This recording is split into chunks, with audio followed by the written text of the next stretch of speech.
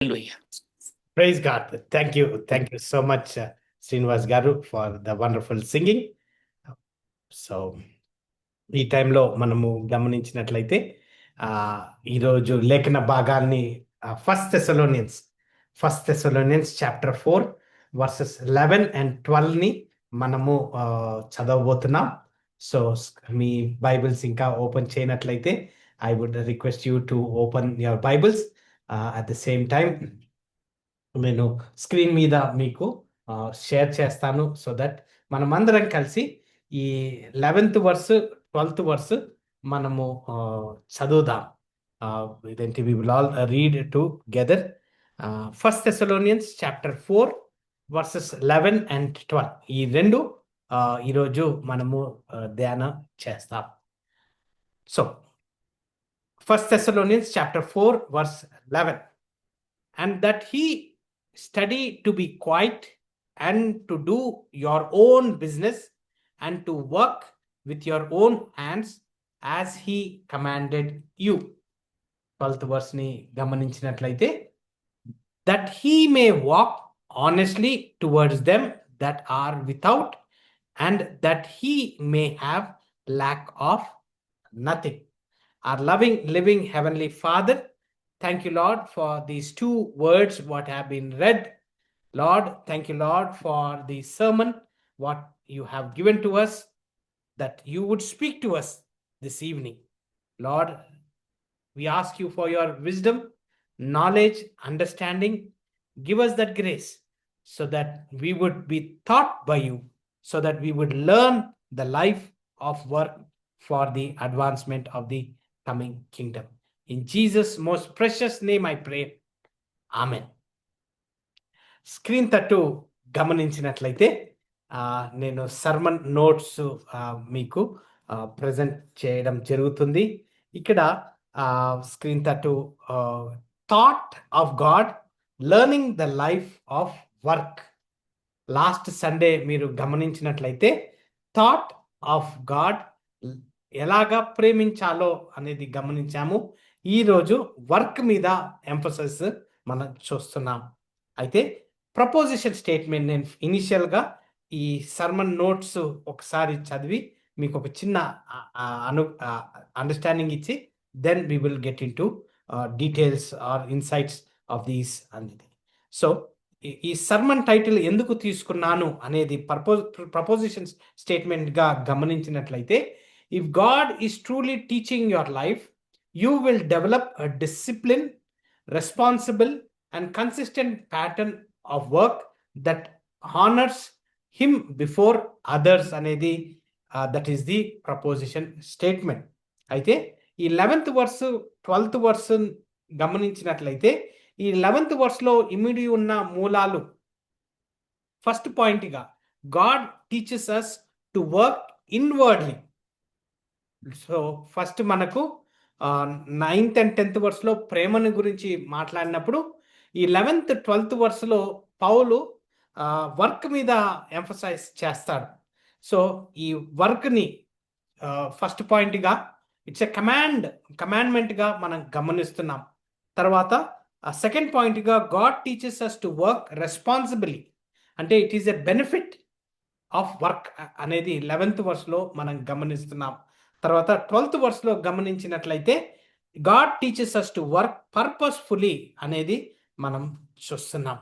So purpose of work 12th వర్స్లో ఇక్కడ చూస్తున్నాం అన్నమాట. సో ఈ 2 వర్సెసే కానీ దీంట్లో సర్ఫేస్ లెవెల్గా మనము చదివినట్లయితే అదేంటి దీని గురించి అంతగా మనకు అర్థం కాదు. కానీ గుడ్ న్యూస్ బ్యాప్టిస్ట్ అసెంబ్లీలో నేను మీతో పాటు ఈ విధంగా వర్స్ బై వర్స్ ఇదేంటి ఐసిజీసిస్ కాకుండా ఎక్సిజీసిస్, అంటే వాక్యము మనతో ఏమి మాట్లాడుతుంది, అదేంటి ఆథర్ యెహోవా అతని కృప ద్వారా మనకు పౌలు ద్వారా ఈ లేఖనాల్ని పౌలు తెస్సలోనియ సంఘానికి ఎంకరేజ్ చేస్తున్నప్పుడు మనము ఏమి ఈ 21st సెంచరీగా సంఘంగా ఏమి నేర్చుకుంటున్నాము అనేది is what is more demanding లేకపోతే the question of the hour. అయితే ఈ 11th వర్స్ని 12th వర్స్ని మనం ఆల్రెడీ చదివి ఉన్నాం కాబట్టి ఒక చిన్న ఇలస్ట్రేషన్ తోటి నేను ఈ ఈ సర్మన్ని స్టార్ట్ చేయాలనేసి ఉన్నాను. ఒక class room, training ground. Class room, training ground ఈ 2 వ్యత్యాసాల్ని మనము గమనించాలి. చాలాసార్లు క్రిస్టియన్ లైఫ్‌ని చూసినట్లయితే ఒక క్లాస్ రూమ్‌గా మనం గమనిస్తాం. చర్చికి వెళ్తాము, కూర్చుంటాము, మెసేజెస్ వింటాము, నోట్స్ రాసుకుంటాము. కానీ గమనించాలి, యెహోవా ఒక క్లాస్ రూమ్‌ని రన్ చేయట్లేదు. యెహోవా ఒక ట్రైనింగ్ గ్రౌండ్‌ని రన్ చేస్తున్నాడు. అంటే అతను చనిపోయి పునరుద్ధానుడై తిరిగి లేచి ఆరోహణం అవుతున్నప్పుడు మాథ్యూ చాప్టర్ 28, 18, 19, 20 గమనించినట్లయితే go ye make disciples, teach them, observe. తర్వాత 20th వర్స్లో I will be with you to the ends of the ages అనేది అతను కమాండ్మెంట్ ఇవ్వడం మనం గమనిస్తున్నాం. అయితే క్లాస్ రూమ్లో ఏమవుతుందంటే మనము వింటాము, అదేంటి దాని గురించి వినిన తర్వాత మర్చిపోతాం, లేతే దాని గురించి అంత ఎఫెక్టివ్గా మనము గమనించాం. కానీ ట్రైనింగ్లో గమనించినట్లయితే అదేంటి వీ హ్యావ్ టు అదేంటి ఆ ట్రైనింగ్ని వినింది ట్రైనింగ్గా ప్రాక్టికాలిటీగా మనము చేయనట్లయితే వీ ఫెయిల్. దాన్ని మన నిజ జీవితంలో అప్లై చేసుకోకపోతే మనము నేర్చుకోకుండా ఉంటాం. అయితే ఇప్పుడు ఒక వ్యక్తిని సపోజ్ లెట్సే అతను జిమ్కి వెళ్తున్నాడు అనుకుందాం. If is going to a gym, అతను నేను జిమ్కి వెళ్తున్నాను అని అంటే బహుశా మనం ఇమీడియట్గా ఏమనుకుంటాం అంటే బహుశా రెగ్యులర్గా ఒక 1 hour 2 hours అన్నా రెగ్యులర్గా ఎక్సర్సైజ్ చేస్తున్నాడు అని అనుకుంటాం. కానీ ఆ వ్యక్తి నేను వారానికి ఒక 2-3 సార్లు ఒక 10 నిమిషాలకి అలాగా వెళ్ళి చూసేసి వస్తాను అని అన్నాడు అనుకోండి, ఎలా ఉంటుంది? లేకపోతే ఆ వ్యక్తి నేను అదేంటి ఇవన్నీ తెలుసు, ఎలా చేయాలో నాకు తెలుసు, కానీ నేను చెయ్యను, నేను అదేంటి జస్ట్ చూసేసి నేను వస్తానంటే ఎలా ఉంటుంది?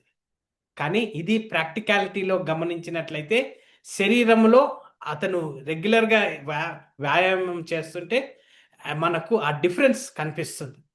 అయితే మనము స్పిరిచువల్గా మనము అదేంటి ఎన్రిచ్ అవుతున్నప్పుడు, ఈ విధంగా స్క్రిప్చరల్గా మనం చదువుతున్నప్పుడు అదేంటి you are not being trained, you are just attending అనేది మనం గమనిస్తున్నాం. అయితే ఇక్కడ పౌలు అదేంటి 1 Thessalonians చాప్టర్ 4 మనం గమనించినట్లయితే ఈ వర్సెస్ని లేకపోతే ఈ సర్మన్గా గమనించినట్లయితే ఈ తెస్సలోనియ సంఘస్థులు ఏ విధంగా అయితే పౌలు నుంచి సువార్తని పొంది ఆ సువార్తని వారు హత్తుకొని దాని గురించి నేర్చుకుని వారు ఎదగడము మనకు ఈ చాప్టర్ 4లో మనం గమనిస్తాం. చాప్టర్ 4 అయితే ఫస్ట్ 2 వర్సెస్ ఇదేంటి ఎలాగా యేసుక్రీస్తుని ప్లీజ్ చేయాలో అనేది మనకు ఇంట్రడక్షన్గా ఫస్ట్ 2 వర్సెస్లో మనం గమనిస్తాం. 4th చాప్టర్ 3 వర్స్ నుంచి 8th వర్స్ దాకా తెస్సలోనియ సంఘస్థులకి ఎంకరేజ్మెంట్గా శాంక్టిఫికేషన్ గురించి మాట్లాడడం మనం గమనిస్తాం. తర్వాత 9th and 10th వర్స్లో గమనించినట్లయితే ప్రేమ గురించి ఎక్కువగా మాట్లాడుతున్నట్టుగా మనం గమనిస్తాం. బ్రదర్లీ లవ్, ఇది మనము that is what last Sunday మనం గమనించాం.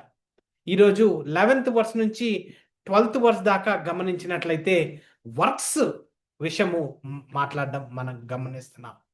అయితే basically God is not just teaching our mind, but he's training your life అనేది మనం గమనిస్తున్నాం. అయితే మనం ఎలాగైతే పని చేస్తామో మన క్యారెక్టర్ అన్నా కానీ, మన నిజ జీవితం అన్నా కానీ, మన లైఫ్ అన్నా కానీ ఆటోమేటిక్గా యెహోవా మనకు నేర్పిస్తున్నాడు. కాబట్టి it is not head knowledge, it is how we live on this earth every moment అనేది మనము ఇక్కడ పౌలు తెస్సలోనియ సంఘానికి రాస్తున్న ఈరోజు మనము ఈ విధంగా ఈ వాక్యాన్ని వింటున్న మనకు అది ఉంటుందిగా మనం గమనిస్తున్నాం. అయితే ఇక్కడ and that he study to be quiet అని అక్కడ ఫస్ట్ 11th వర్స్లో మనం చూస్తున్నాం. ఇక్కడ కమాండ్ అక్కడ గమనించినట్లయితే ఇన్వర్డ్ వర్క్ అనేది అక్కడ చూస్తున్నప్పుడు ఒక ఎందుకు పౌలు ప్రేమ నుంచి డైరెక్ట్గా వర్క్కి ఎంఫసిస్ చేశాడు అనేది మనం గమనించినట్లయితే ప్రేమలో బ్రదర్లీ లవ్ లాస్ట్ సండే మనం మాట్లాడుకున్నాం. అయితే ఆ బ్రదర్లీ లవ్ వర్క్ ఎంఫసిస్లో లేనట్లయితే అది చల్లబడిపోతుంది. నేను ఒక వ్యక్తిని ప్రేమిస్తున్నానంటే నేను నా టైంను నేను అతన్ని సంతోషపెట్టడానికి నా భార్యనన్నా నా కూతుర్నన్నా నేను ప్రేమిస్తున్నానంటే నేను వారిని సంతోషపెట్టడానికి వారికి ఏమైతే కావాలో యాజ్ ఎ హస్బెండ్గా యాజ్ ఎ ఫాదర్గా నేను వారి కోసం నేను కష్టపడి వారికి కావాల్సింది నేను ఇస్తాను. సో ఇక్కడ 10th వర్స్ 9th 10th వర్స్లో ప్రేమ గురించి మాట్లాడినప్పుడు 11th నుంచి 12th వర్స్లో ఆ ప్రేమ whether it is a brotherly love, whether it is for a ఫ్యామిలీగా, వెదర్ ఇట్ ఈస్ ఇదేంటి బైబిల్లో ప్రేమ విషయము లాస్ట్ సర్మన్గా గమనించినప్పుడు ఈ ప్రేమ చల్లార్చకుండా వర్క్ మీద ఎంఫసైజ్ని మనము గమనిస్తున్నాం. అయితే ఈ 11th వర్స్లో and that he study to be quiet, study అనేది ఇక్కడ పదాన్ని మనం గమనించినట్లయితే చదవడం అంటే it is a strong language అనేది మనము ఇక్కడ గమనిస్తున్నాం. It has to be your ambition.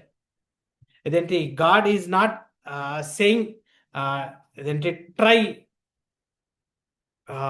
If you feel like అనేది కాకుండా డైరెక్ట్గా that he study to be quiet అనేది అక్కడ చెప్పబడుతుంది. అంటే make it your life goal to study చదవాలి అని ఒక కమాండ్మెంట్గా అక్కడ చెప్పబడడం మనం గమనిస్తున్నాం. అయితే ఈ స్టడీ వచ్చిన తర్వాత ఇంకొక మేజర్ వర్డ్ ఏంటంటే టు బి క్వైట్. అంటే ఆ కాలంలో తెస్సలోనియ సంఘస్థులు ఎప్పుడైతే యేసుక్రీస్తుని అంగీకరించారో వారిలో ఉన్న పరిపూర్ణత లేకపోతే మారు మనసుని గమనించి వారి నేబర్స్ అన్న కానీ లేకపోతే తెస్సలోనియ సంఘస్థులు బయట ఎవరైతే అబ్జర్వ్ చేస్తున్నారో వారిని ద్వేషించేవారు, వారు పర్సిక్యూషన్ని మనము గమనిస్తాం. అయితే వారు ఎలాగైతే దినదినము చిన్న సంఘాలుగా వాళ్ళు కూడుకొని వాక్యం మీద ఆధారపడి వారు ఏ విధంగా అయితే వారు అదేంటి యేసుక్రీస్తు త్వరలో వస్తున్నాడు అని వారు పని చేయడం మానేశారట. మీరు ఈ 13th వర్స్ నుంచి 18th వర్స్ దాకా గమనించినట్లయితే సెకండ్ కమింగ్ గురించి ఎంకరేజ్మెంట్గా రాస్తున్నాడు. ప్రతి వర్సు ఎండింగ్ చాప్టర్లో గమనించినట్లయితే ప్రతి చాప్టర్ ఈ వర్స్ తోటి ఎండ్ అవుతుంది. అతను రానై ఉన్నాడు, అవైటెడ్ మెస్సయా యేసుక్రీస్తు తొందరగా వచ్చి మిమ్మల్ని మళ్ళా తిరిగి తీసుకొని వెళ్తాడు, అతని రాజ్యంలో మిమ్మల్ని ఏకీభవిస్తాడు అని వారికి ఇంట్రెస్ట్, వారి డైరెక్షన్ అంతా యేసుక్రీస్తు ఎప్పుడు తిరిగి వస్తాడు, యేసుక్రీస్తు ఎప్పుడు అతని రాజ్యాన్ని స్థాపిస్తాడు అని వారు పని చేయకుండా వారు అదేంటి ఒక సైడ్ ఏమో పర్సిక్యూషన్, ఒక సైడ్ ఏమో పని చేయలేని పరిస్థితి. ఎందుకంటే వేరే వారు వీరు క్రైస్తవులని వారికి పనిచ్చేవారు కాదు. ఇంకొకటేమో వారు బిజినెస్ చేయాలి అంటే అగోరా అంటే మార్కెట్ ప్లేస్, ఆ లోపల ట్యాక్స్ పన్నులు చెల్లించాలంటే పన్నులు చెల్లించకుండా వారు బిజినెస్ చేయలేరు. అయితే బిజినెస్ చేయాలి అంటే లోపల సీజర్ ఇస్ కింగ్ అని వారు ధూపం దగ్గర వారు అది స్టేట్మెంట్ చేసి వారు వెళ్ళాలి. అయితే అది వారు చేయలేని పరిస్థితులలో అదేంటి బయట అఘోరా బయట ఉంటూ అదేంటి వారి ప్రాణాలని గుప్పిట్లో పెట్టుకొని వారు ఒక రకంగా అదేంటి యేసుక్రీస్తు మమ్మల్ని వచ్చి తీసుకొని వెళ్తాడు, మేము పని చేయనవసరం లేదు, మేము అదేంటి ప్రార్థనతోటి మేము అదేంటి ఒకరినొకరిని ప్రేమించుకుంటూ ఒకరినొకరిని హెచ్చరించుకుంటూ ఒకరినొకరిని వాక్యానుసారంగా నేర్చుకుంటూ మేము పని చేయని అవసరం లేదు అనే టైంలో పౌలు ఈ 11th వర్స్ 12th వర్స్ వారికి స్పెసిఫిక్గా రాయడం మనం గమనిస్తాం. అయితే వారి మైండ్ అంతా యేసుక్రీస్తు ఎప్పుడు వస్తాడు, పని చేయకుండా ఏది పడితే అది సరిపెట్టుకుంటూ వారు జీవిస్తున్న టైంలో అదేంటి ప్రేమను గురించి ఫస్ట్ ఇందాక మాట్లాడుకున్నట్టుగా 3 to 8 వర్సెస్లో శాంక్టిఫికేషన్ గురించి మాట్లాడుతుంది, 9 to 10 వర్సెస్లో ప్రేమ గురించి మాట్లాడుతుంది, 11th to 12th వర్స్లో వర్క్ విషయం మాట్లాడుతుంది. అయితే ఎందుకు 11th వర్స్లో స్టడీ అనేది వారికి చెప్పబడ్డదంటే వాక్యాన్ని చదువుకుంటూ వాక్యంలో ఎదుగుతుంటూ దినదినము ఎదుగుతూ that would be their goal. But at the same time ఒక కామ్నెస్, ఒక సెటిల్డ్ స్పిరిట్, ఒక డిసిప్లిన్ ఇన్నర్ లైఫ్ని వారు కలిగి ఉండాలి అనేది అక్కడ 11th వర్స్లో మనం గమనిస్తున్నాం.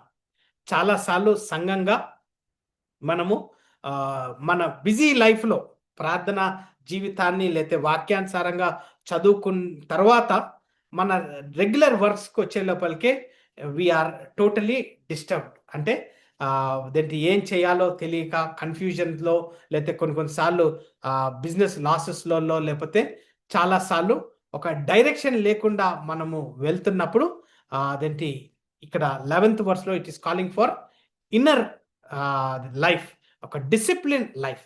So work begins inside not outside అనేది అక్కడ చెప్పబడుతున్నట్టుగా మనం గమనిస్తున్నాం. ఎప్పుడైతే ఒక వాక్యానికి మనము కట్టుబడి ఉన్నప్పుడు, ఎప్పుడైతే మనము ప్రేమ ద్వారా when we are honouring another person, అదేంటి మనము ఎప్పుడైతే ఒక క్వైట్నెస్, ఒక డిసిప్లిన్ ఇన్నర్ లైఫ్ ఉన్నప్పుడు అది ఆటోమేటిక్గా మన పనితనం ద్వారా అది బయటపడుతున్నట్టుగా మనము గమనించవచ్చు. అయితే ఇక్కడ to do your own business and to work with your own hands as he commanded you అనేది మనం చదువుతున్నాం. ఓన్ బిజినెస్ అనేది గమనించినట్లయితే అంటే మీరు గాసిప్ చేయకుండా, అంటే అదంటే మీరు ఏదైతే పని చేస్తున్నారో ఆ పనిని మీద మీరు కాన్సన్ట్రేట్గా ఉంటూ ఆ పని ద్వారా మీరు మీ జీవితాన్ని దినదినము నడుస్తున్నప్పుడు డూ యువర్ ఓన్ బిజినెస్ అనేది గమనించినట్లయితే బేసికలీ అక్కడ ఏమంటుందంటే be busy but not busy bodies అని చెప్పడం మనం గమనిస్తాం. Be busy but not busy bodies. Be busy and not busy bodies అని అర్థం ఏంటంటే మనము ఎప్పుడైతే పని చేస్తామో మన థింకింగ్ కెపాసిటీ, మన బాడీలో ఈ బ్లడ్ని ఫ్లో అవ్వడము, ఒక హెల్తీ లైఫ్ స్టైలు, తర్వాత ఒక డిసిప్లిన్గా ఒక ఈ పనిని నేను కంప్లీట్ చేయాలి అని వస్తుంది. అదే చాలాసార్లు సంఘాలలో మనము గమనించినట్లయితే ఎప్పుడు ఎవరి దగ్గర నుంచి ప్రాబ్లం వస్తుందంటే ఎవరైతే బిజీగా ఉన్న వారి దగ్గర నుంచే మనము ప్రాబ్లమ్స్, కాంట్రడిక్షన్స్, లేకపోతే డిఫరెంట్ థాట్స్, అదేంటి డిస్టర్బ్ చేసే థాట్స్ మనం గమనిస్తాం.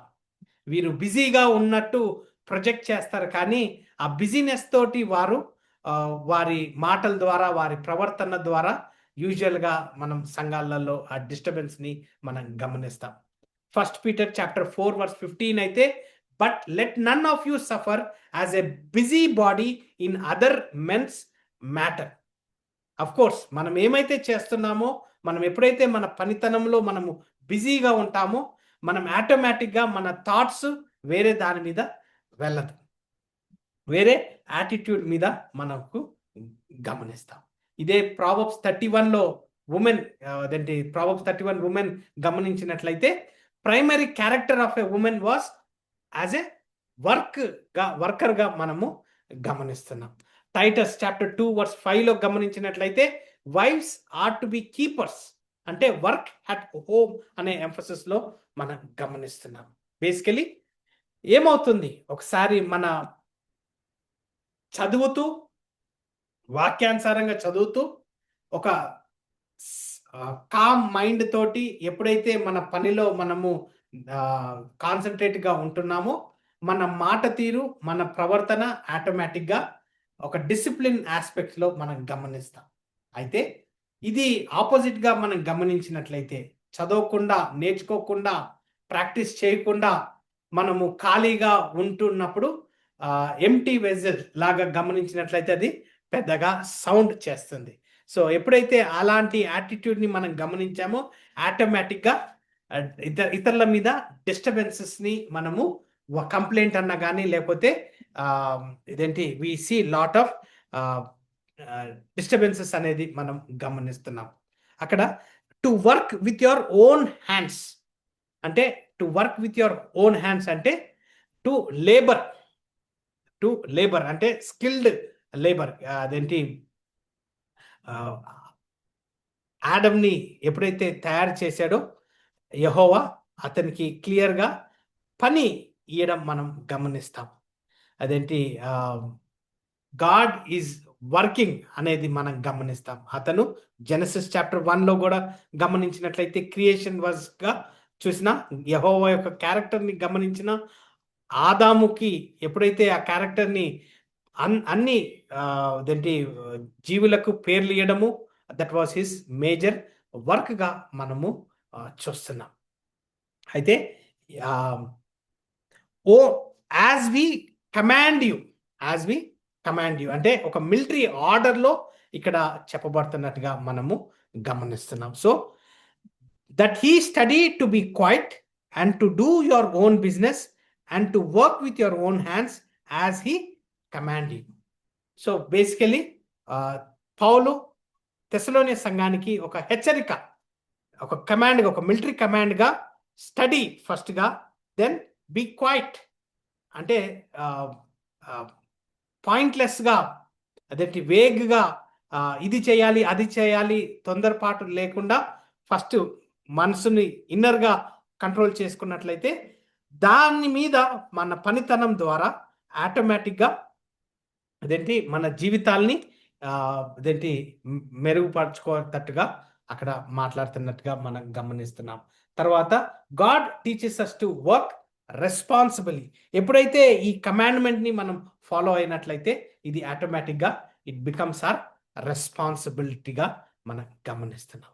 ది 12th వర్స్ని చూసినట్లయితే God teaches us to work purposefully.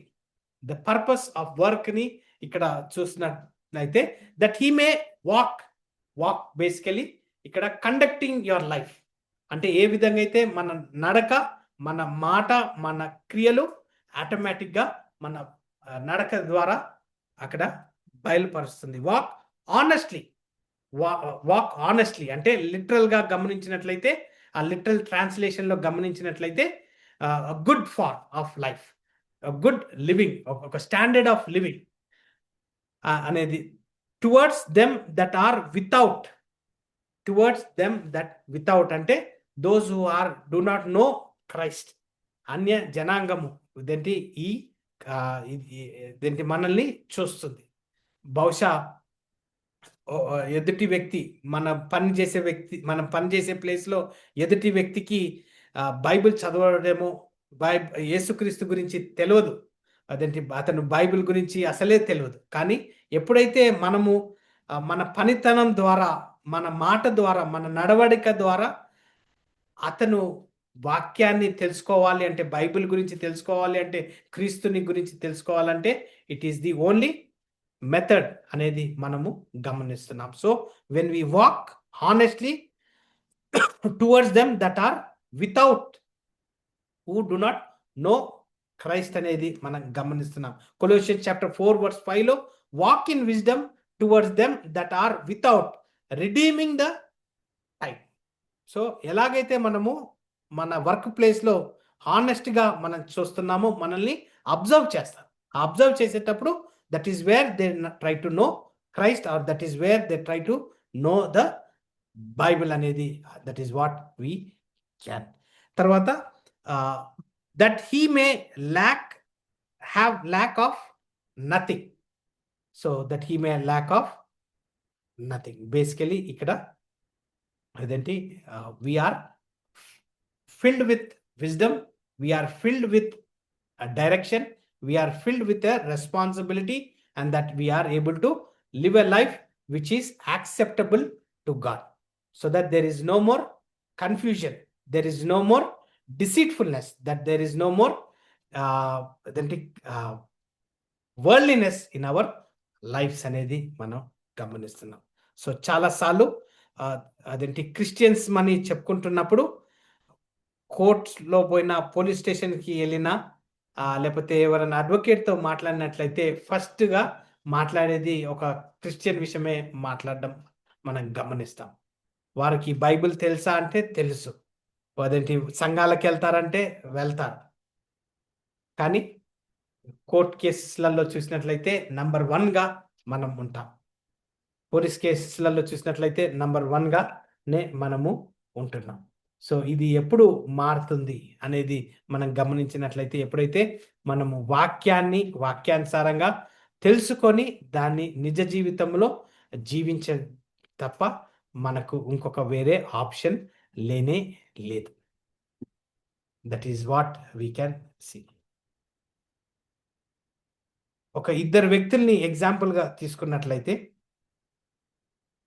ఒక వ్యక్తి రెగ్యులర్గా టైంకి వస్తూ, రెగ్యులర్గా ఒక మంచి నమ్మకస్తుడిగా పనిచేస్తూ, అతను ఏదైతే పనిని స్టార్ట్ చేశాడో అతను టైంకి ఫుల్ఫిల్ చేసుకుంటూ, వారి బాస్ ఏదైతే ఎక్స్పెక్ట్ చేస్తున్నాడో అది ఎక్స్పెక్టేషన్స్ అన్నింటినీ రెగ్యులర్గా ఫుల్ఫిల్ చేసుకుంటూ, టైంకి వచ్చి టైంకి వెళ్ళిపోయి అతను ఒక డిసిప్లినరీ లైఫ్ పాటిస్తున్నట్లయితే, అదే ఆర్గనైజేషన్లో ఇంకొక వ్యక్తి లేట్గా వచ్చి తొందరగా వెళ్ళిపోయి చాలా తక్కువ పని చేస్తూ, ఏదైనా పని చెప్పినప్పుడు ఎక్స్క్యూజ్ చేయడము, లేకపోతే కంప్లైంట్ ఇవ్వడముగా మనం గమనించినట్లయితే, ఇద్దరు క్రైస్తవులుగా మనం గమనించినట్లయితే, ఏ వ్యక్తి గురించి మనము ఇమీడియట్గా ఇతను ఒక డిఫరెంట్ లైఫ్ లివ్ చేస్తున్నాడని చెప్పగలుగుతాం?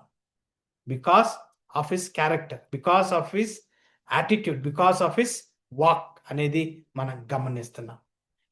ఇంకొక వ్యక్తి అయితే అతను లోకస్తునిగానే క్రైస్తవుడు అని పిలుచుకున్నా కానీ దానికి అంతగా విలువ ఉన్నగా మనం గమనిస్తున్నాం.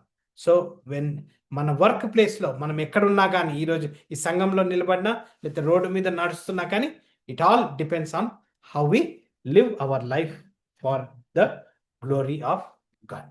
అన్ని జనాంగము క్రీస్తుని తెలుసుకోవాలి అంటే it is only because of you, the way you talk, the way you walk అనేది మనం గమనిస్తున్నాం. So you are not just learning truth, but you are being trained by God. And if God is teaching you, it shows how you live, how you work, how you carry your responsibilities అనేది మనము గమనిస్తున్నాం.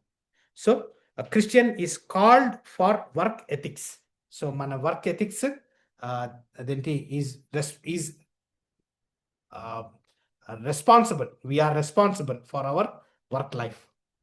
So may the Lord bless this word for his glory. I request Reverend Dr. Jay Shekhar Garu to come forward and close this session with a word of prayer and benediction.